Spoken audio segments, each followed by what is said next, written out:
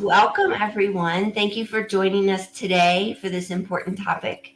Please let us know in the comments where you are joining us from. My name is Dina Mitchell, and I am the founder and executive director of the Realize Foundation. Our mission is to reduce suicide statistics across humanity. In October of 2020, we launched the Save a Life Challenge, which is all about having the conversation. Our theory is instead of targeting only the humans struggling with ideation, that we spread awareness and education to all humans. So when the person struggling is ready to have the conversation, these people around them will understand how to listen and be supportive. In turn, we stop the stigma. This will cause people to get help when they need it and ultimately reduce the suicide statistics. You can learn more at our website. It will be in the post at realizefoundation.org, or you can just search hashtag SaveALifeChallenge. So this month of June 2021, we are focusing on the first responder community. We are aware how hard the last 18 months have been. So I would like to introduce to you today Mr. Ryan Jones with Honoring the Heroes. And I'm going to let him give us some background on his story and his organization. Welcome, Ryan. Thank you. It's so good to be here. What can you tell us about your own journey and your organization and how it started? Well, yes, ma'am. Actually, I just retired from the United States Army after 20 years. And as I was transitioning out and looking at civilian jobs and seeing what's out there, you hear the horror stories that there's nothing for veterans and there's a vacuum. And I'm like, oh no, what do I do? What do I do? And I started looking and I'm like, oh, there is stuff out there. It's just actually getting people to go get the help that they need and go get the resources.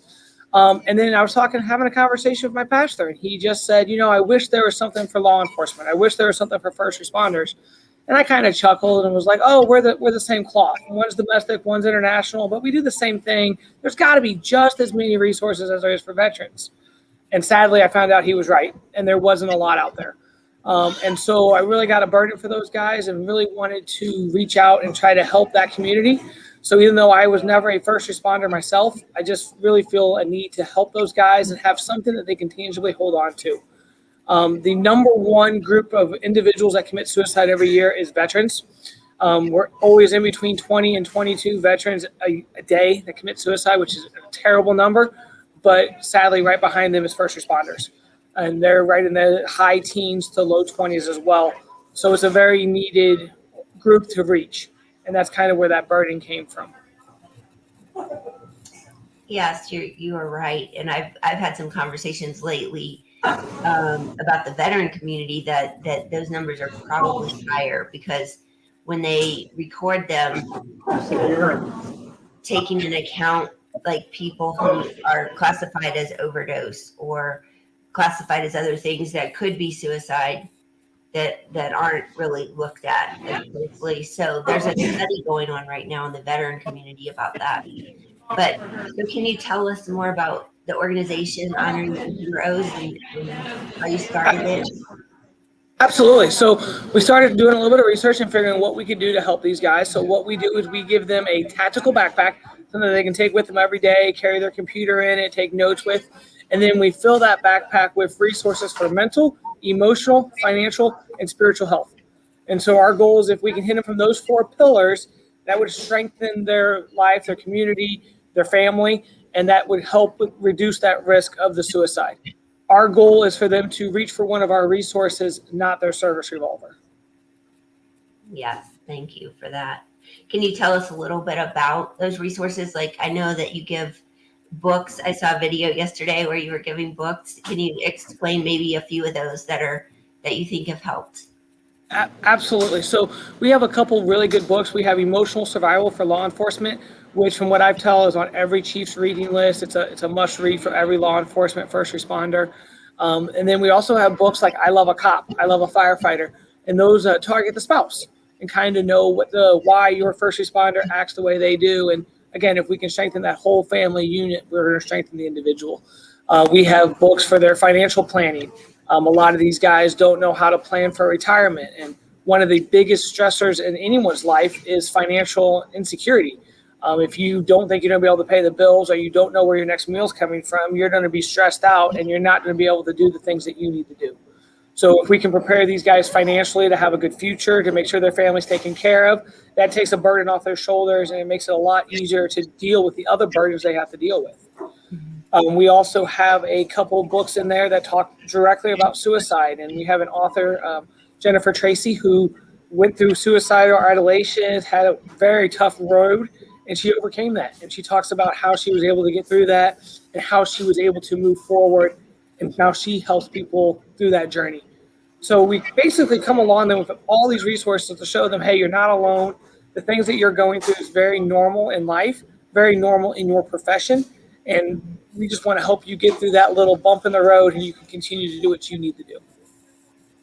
Yeah, that's super helpful. And I think it's wonderful that you give resources for the spouses, because I was having a conversation last week with a couple of our board members, and we were talking about how when, a first responder comes home after a shift and maybe has been through something traumatic, that, maybe if they don't take out the trash or do the dishes when they're supposed to give them a break. And some spouses understand that, some don't. And I think that, Bill made a good point last week saying, if somebody normally does something all the time and then all of a sudden they're not doing it, then, check in with them and see what's going on, because normally that's a sign. So that's a really good point. So for We had a you, firefighter that got a bag, and he basically was like, "Oh, I'm not a big book reader. I'm not going to probably read these, but hey, thanks, man, appreciate it." And then a week later, he found me just out of the blue, gives me this big giant hug. He went to a fire, tried to pull out 4 people, and was unsuccessful. They were all overdosed on drugs and were unresponsive, didn't move. He doesn't know if they were like that before the fire or after, but it hit him hard. And he did use the resources that were in there, and he did look through them, and he was like, amazingly, that really helped. That got me through that tough point. And that was somebody that said he would never read a book. So I was very thankful for that he had those resources. that's amazing. You never know when you plant that seed when it's gonna bloom for somebody. So that's a good story. So what is it that like, what resources would you need to be able to help more people? Our biggest resources that we need, just like everybody else, is donations. We are a donation 501c3 organization. We run strictly off donations. For every $100 we raise, we give a backpack out. It's pretty much as soon as it comes in, it goes right out.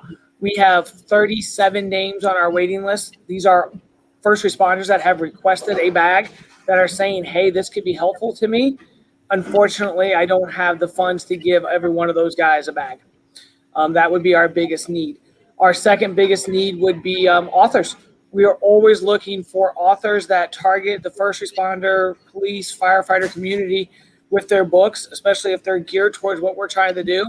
And if we can work with authors and get it at a discounted rate that we can get it in the bag, we are more than happy to get more resources into the bags. The way I look at it, it's a backpack, and a backpack should be filled to the top. So the more that we have in it, the more that we give them, the more awe factor that they get. And they're like, wow, this is really cool. And they really appreciate it. That's amazing. Well, I would love to talk to you offline about some of that too. I think we could maybe help connect some people for you. So I will That'd be awesome. Thank you. talk to you about that after this conversation. But what would you like anyone who's listening to this video to walk away with? One of the best quotes that I heard when I was getting out of the Army was PTSI. PTSI is post-traumatic stress injury. I like to call that instead of a disease. Disease makes it sound like it's something you can't overcome. You can overcome an injury.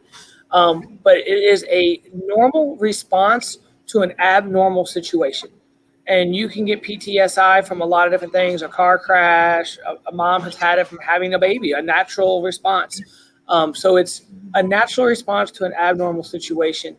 And if anyone's struggling or anybody's dealing with that, I do recommend get help. The stigma should not be there.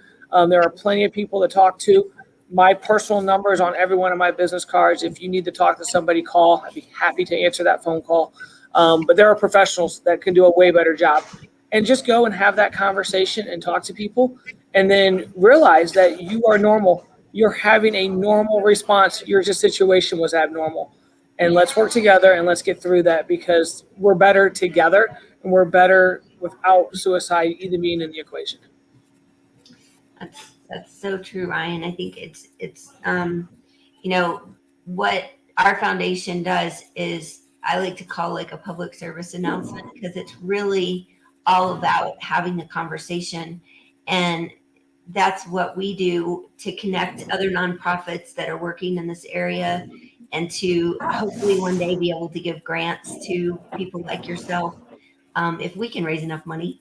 And Yeah. so it's just all about having that conversation, because my own story was I was silent for 23 years from a suicide attempt, and I never talked about it or got help because I didn't feel like it was okay to do so. And especially as a business owner, it was very hard to speak up about it. And so COVID was a blessing to me, because it forced me to deal with all of the stuff I had never dealt with. And so, it's never too late. No matter how long people have been dealing with something, it's never too late to have this conversation and get help. So I just want to thank you, Ryan, for being here today and having this conversation with me. And as we all understand, the percentage of humans struggling with mental health is unprecedented right now. So please reach out to those close to you, have the conversation. You can always share one of our videos, to help you start the conversation, and let them know you were there, even if it's just to listen. You don't always have to say something. So, with that said, you can follow this page, on Facebook or LinkedIn, and you can, or YouTube, and we're going to have more and more live discussions in these conversations. If you're somebody who wants to come on and talk about your organization or your cause, please reach out to me and let me know. You can contact us through our website, which is again realizefoundation.org. Um, and this month, as you see, we're talking about first responders. July, we're going to be talking about youth and parents. And in August, we're going to be talking to loss survivors. So someone who has lost someone to suicide, whether it be a spouse or family member or a close friend or something like that. So you can just Google hashtag Save a Life Challenge and find our website, or it's realizefoundation.org. We hope you will subscribe and follow us, and also donate if you are able. So remember, the Save a Life Challenge is all about having the conversation.